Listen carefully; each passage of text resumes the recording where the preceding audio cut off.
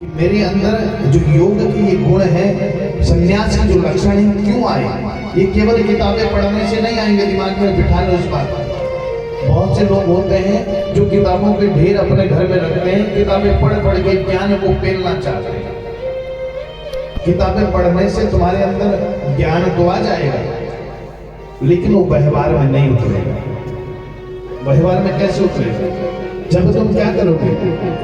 संति में गुरुवो राजन बहवो बुद्धयुपासिताः यदा बुद्धिमुपादाय मुक्तोटामि हताशो। अपने जीवन में गुरु बनाओ, संतों का संग करो। बिना गुरु के ज्ञान पार नहीं पाता। गुरु बिन भवन निधि तरहि न कोई, जो विरंच शंकर सम होई। चाहे कितना ही बड़ा ज्ञानी हो, आपने जीवन में कितना ही थ्योरी पढ़ ली हो, लेकिन थ्योरी जब तक प्रैक्टिकल नहीं होगी तब तक कुछ नहीं हो सकता। और प्रैक्टिकल कौन कराएगा? जिसने पहले किया हो प्रैक्टिकल। बिना गुरु के कुछ नहीं हो सकता। हमारे पास डिग्रियां तभी तो है जब हमें गुरुओं ने पढ़ाया है। और कोई फर्जी डिग्री बना ले, फिर वो बना तो लेगा, लेकिन डालना होगा कोई सा केमिकल डाल देगा, कोई सा, काम खराब हो जाएगा। इसलिए गुरु बनाए, और मैंने गुरु बनाए हैं। दत्तात्रेय ने कहा कितने? 24 गुरु। कौन कौन से? पृथ्वी वायुराकाशो मापो अग्निश्चंद्रमा रवि कपोतो अजगरा सिंधु पतंगो मधुकृतगजः मधुहा हरिणो मीनः पिंगला कुर्रोर्भकः कुमारी सुकृते सर्प उर्णनाभि सुते सुकृते। 24 गुरु बनाए। पृथ्वी वायु आकाश अग्नि चंद्रमा रवि कबूतर अजगर सिंधु पतंगा मधुमक्खी हाथी हिरन मछली पिंगला नाम की वैश्या को गुरु बनाया। कुर्रूर एक पक्षी होता है, उसको गुरु बनाया। एक लड़की को गुरु बनाया, कुमारी को। सर्प को गुरु बनाया। 24 गुरु बनाए महाराज। पहले कौन है गुरु? पृथ्वी। पृथ्वी से क्या सीखा? पृथ्वी से सीखा कि संतों ने कैसा होना चाहिए? सहनशील। पृथ्वी कितने सहन करती है, उसको कितना ही खोल दो, कितना ही अनाचार दुराचार करो, तो कैसी होती है? धैर्यवान, धीरज धर्म मित्र यरुनारी आपत्काल परखी चारी। आप कितने धैर्यवान हैं, ये विपत्ति में पता चलता है। जब आपके ऊपर संकट आ जाए और तब भी आप तत् से मस ना हो, महाराज वो है संत। विपरीत परिस्थिति में भी जो शांत रहे वो संत। पुरुष को कैसा होना चाहिए? या तो परिस्थिति को बदल दे, इतनी सामर्थ्य हो कि परिस्थिति को पलट के रख दे, और या परिस्थिति के साथ सामंजस्य बिठा दे, वही पुरुष। दूसरा गुरु बनाया वायु को। हवा की कोई अपनी सुगंध नहीं होती, न दुर्गंध होती है। वो फूलों के पास से गुजरे तो फूलों की सुगंध, और गंदे नाले के पास से गुजरे तो गंदे नाले की दुर्गंध। ऐसे ही साधुओं को भी कैसा रहना चाहिए? साधुओं को रहना चाहिए कि दिखाई न दे, हवा दिखती नहीं। संत जो होते हैं उन्होंने ज्यादा देर में ठहरना नहीं चाहिए। आए ज्ञान उपदेश के लिए चले जाए, ऐसे संतों को होना चाहिए। आकाश को गुरु बनाया क्योंकि आकाश सबको रास्ता देता है। मेरी आवाज आप तक क्यों पहुंच रही है? क्योंकि आकाश और वायु के प्रभाव से। यदि आकाश मार्ग न दे तो चिड़िया उड़े कैसे? और आकाश का कोई अंत भी नहीं है। ऐसे ही संतों के ज्ञान का भी कोई अंत नहीं होता। जल को गुरु बनाया। जल से क्या सीखा? जल में क्या होता है? शीतलता। जल में क्या है? कीचड़ को धोने की सामर्थ्य। संत को भी हमारी कलमशों को धोने की सामर्थ्य उसके अंदर होनी चाहिए। और जल कितना ही गर्म कर लो आप, उबाल दो, खौला दो उसको, तो 10-15 मिनट बाद उसको रख दो, ठंडा हो जाएगा, फिर शीतल। ऐसे ही मनुष्य ने होना चाहिए। वाणी कैसी बोले? ऐसी वाणी बोलिए मन का आपा खोए, और को शीतल करे आप शीतल होए। आग लगी है महाराज, कहीं झगड़ा हो रखा है, और उस झगड़े में एक दूसरे का सर फोड़ने को तैयार है, तो जाकर के मीठी वाणी से दोनों को समझाओ, और अन्न को शीतल करे आप बहु शीतल होए, और अपने आप ही ठंडे रहो। ऐसा नहीं कि एक मिनट मेरी तरफ से भी मार भाई, गलती है इसकी। हाँ, ऐसी वाणी बोलो, ऐसी वाणी बोले जो सत्य हो। लेकिन सत्य भी कैसा बोले? मीठा सत्य। ऐसा सत्य भी मत बोलो कि हाँ मैंने देखा था इसने मर्डर किया है, फंस जाए बेचारा, है ना? सत्य बोलो कैसा? सत्यम ब्रूयात् प्रियम, ब्रूयात् न ब्रूयात् सत्यम अप्रियम, प्रियम न च नामृतं ब्रूयात्, एष धर्म सनातन। सत्य बोलो, पर ऐसा सत्य बोलो जैसे जिससे किसी का अहित ना हो। अग्नि को गुरु बनाया कि संत के अंदर ज्ञान अग्नि प्रज्वलित होनी चाहिए। जैसे अग्नि में सब जलकर भस्म हो जाता है, ऐसे ही संत के जीवन में जब ज्ञान अग्नि का प्रकट होती है तो उसके सारे कर्म जलकर स्वाहा हो जाते हैं। चंद्रमा को गुरु बनाया क्योंकि चंद्रमा 16 कलाओं से घटता और बढ़ता रहता है, लेकिन चंद्रमा कभी मरता नहीं। तो चंद्रमा से सीखा कि आत्मा कभी मरती नहीं है, वो केवल अदृश्य हो जाती है एक शरीर से दूसरे शरीर में। जैसे चंद्रमा कभी छोटा कभी बड़ा, कभी बड़ा, पूर्णमासी के दिन पूर्ण हो जाता है। नात्मा जजानना मृष्यति नेगतेषु न क्षीयते स्वनसिद्ध वै विचारिणां हि, सर्वत्र सवदन् पायुपलब्धिमात्रं, प्राणो यथेन्द्रिय बलेन विकल्पितं सत्। आत्मा अजर और अमर है। सूर्य से सीखा मैंने कि संत की दृष्टि एक समान होनी चाहिए। कोई पैसे वाला आए तो उसको हाथ जोड़ के कहे हाँ जी आ जाओ, और कोई गरीब आए तो उसको धक्के देकर निकाल दे। ऐसा संत नहीं है। सूर्य गरीब की झोपड़ी में भी उतनी रोशनी देता है और अमीर की झोपड़ी में भी उतनी, गंदे नाले में भी उतनी रोशनी देता है, तो महल के ऊपर भी वैसे ही रोशनी देता है।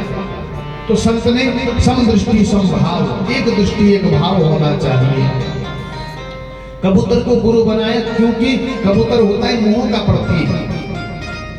एक फंसेंगे तो सब फंसेंगे, इसलिए कबूतर से सीखा कि मोह नहीं करना चाहिए संत ने। कि किसी परिवार के साथ मोह कर लिया तो उसी का होकर के रह गया और फंस गया अपने आप में। एक मृगा के संगते भरत धरी मृग देह, एक मृग के संग से भरत किसमें फंस गया था? मृग की देह, जबकि संत था उच्च कोटि का। तो संत ने कभी किसी से मोह नहीं रखना चाहिए। जो आए सो वेलकम और जाए तो भीड़ कम। हाँ, आए तो ठीक, ना आए तो ठीक। अजगर को गुरु बनाए क्योंकि अजगर क्या करता है? कुछ नहीं करता, जो सामने आए खा लेने तो छुट्टी। तो संत ने भी ऐसे ही करना चाहिए, कुछ मिले तो ठीक है, नहीं तो हाथ पैर मारने की जरूरत नहीं कि आज रसगुल्ले कहाँ मिलेंगे, कल गुलाब जामुन कहाँ मिलेंगे। हाँ, अगर कोई ऐसा भाव रखता है तो संत नहीं है। अजगर करहि न चाकरी, पंछी करे न काम, दास मनु का कह गए सबके दाता राम। संत ने कोई उद्योग नहीं करना चाहिए। उद्योग का मतलब है उद्योग करे काहे का? परमात्मा की प्राप्ति का। लेकिन फैक्ट्रियां ना लगाए, बिजनेस ना करे। ये उनके लिए जो संत हैं। गृहस्थों ने खूब काम करना है, कहीं जाके बोले कि काम करने को मना किया। हाँ, गृहस्थों ने खूब काम करना है, क्योंकि संत का पोषण भी गृहस्थों के द्वारा होता है। संतों को दान कौन देता है? जिनके बाल गोपाल बच्चे इत्यादि होते हैं। जो संत है उसने किसके लिए दान देना? भैया वो तो अपने आप ही ठीक है, उसको कोई ग्रह परेशान नहीं करता। ग्रह किसको परेशान करते हैं? गृहस्थी वालों को। हाँ, जो छड़े हैं उनके आगे ग्रह भी हाथ जोड़ के खड़े हैं, भैया हम तुम्हारा कुछ नहीं कर सकते। प्रेम से कहते राधे। इसलिए संतों को ग्रहों का प्रभाव भी नहीं होता। एक गुरु बनाया सागर को। सागर से क्या सीखा? विशालता, गंभीर स्वभाव। संत का स्वभाव कैसा होना चाहिए? गंभीर। जो ग्रस्त है वो गंभीर अच्छे नहीं लगते। ग्रस्त कैसे होने चाहिए? मुस्कुराते। आहा, संत कैसे होने चाहिए? गंभीर स्वभाव। कोई पूछे हो ठीक है, जैसे हमारे विजय कृष्ण शास्त्री जी गंभीर रहते हैं, गंगवार जी बिल्कुल गंभीर रहते हैं। ये संत का स्वभाव है। हम तो गृहस्थी वाले हैं भैया।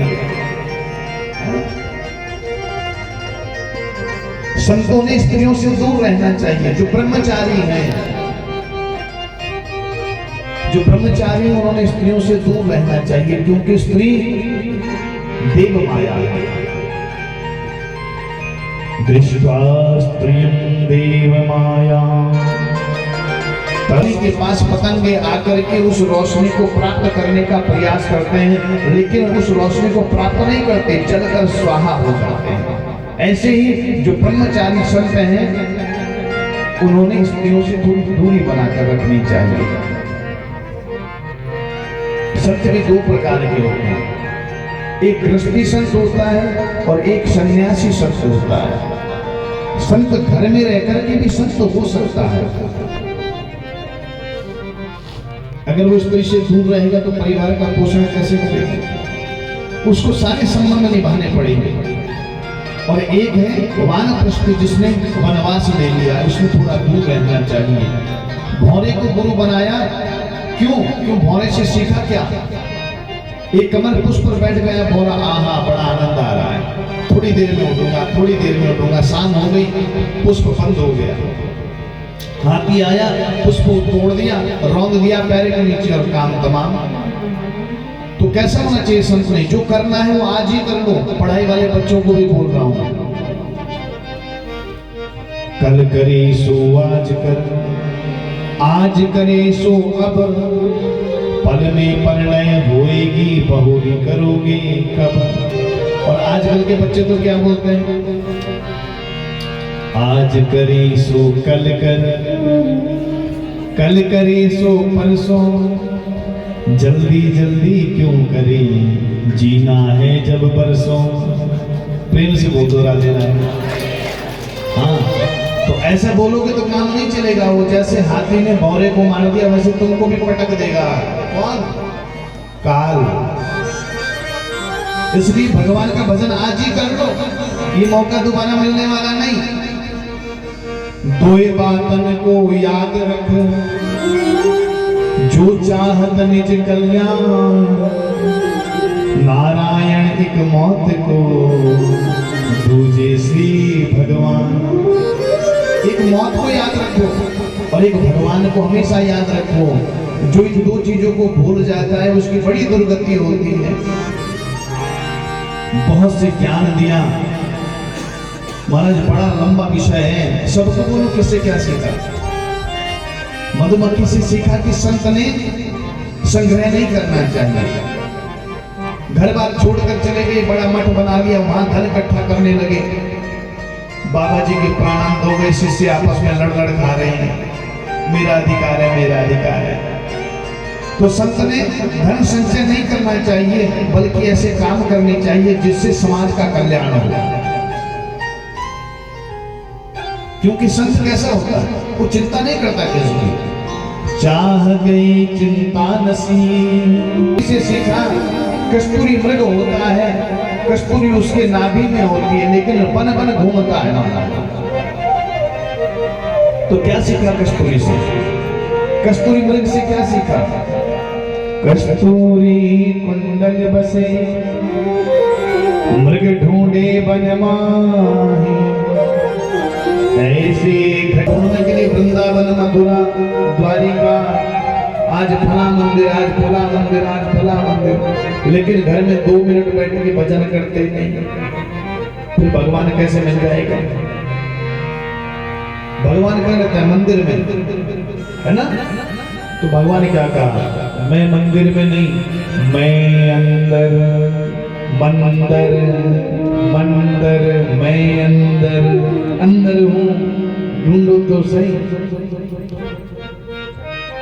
देख ले आंख बंद करके मन के अंदर, मैं तुझे वहां मिलूंगा जहां तू देखता नहीं। बाहर तो सारे न देखते, अंदर देखते नहीं, कहां से मिल जाएगा?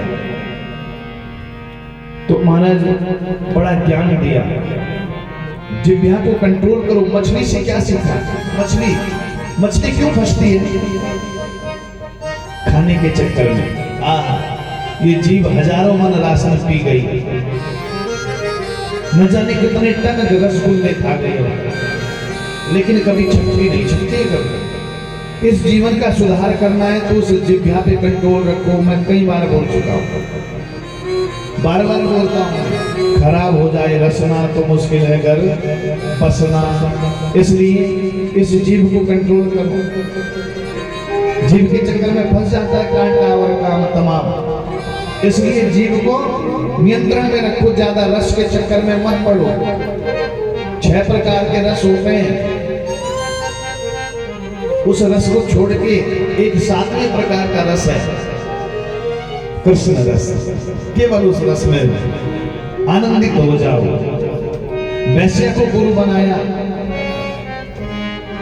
क्या सीखने को मिला? वैश्या तैयार होकर बैठी रहती, आज कोई नया युवक आएगा, लेकिन बारिश बहुत है, आया ही नहीं कोई। वैश्या के मन में आया कि जितना इंतजार मैं इन पुरुषों का करती हूँ जो मर जाएंगे, अगर मैं इतना इंतजार भगवान का करती तो मेरा जीवन कर जाता। एक तोते के कारण से गणिका पार हो गई महाराज। एक कुमारी को गुरु बनाया था, क्या शिक्षा दी कि संत ने हमेशा अकेले रहना चाहिए, संग नहीं। ज्यादा भीड़ भाड़ इकट्ठी होगी तो झगड़ा होगा, इसने इसको ये बोल दिया, उसने उसको ये बोल दिया, गुरुजी समझा दो, गुरुजी ये कर दो। भैया अपने इस घर के झंझट को छोड़ करके तो गुरुजी वनवास में गए थे, गुरुजी के पीछे और लग जाओ।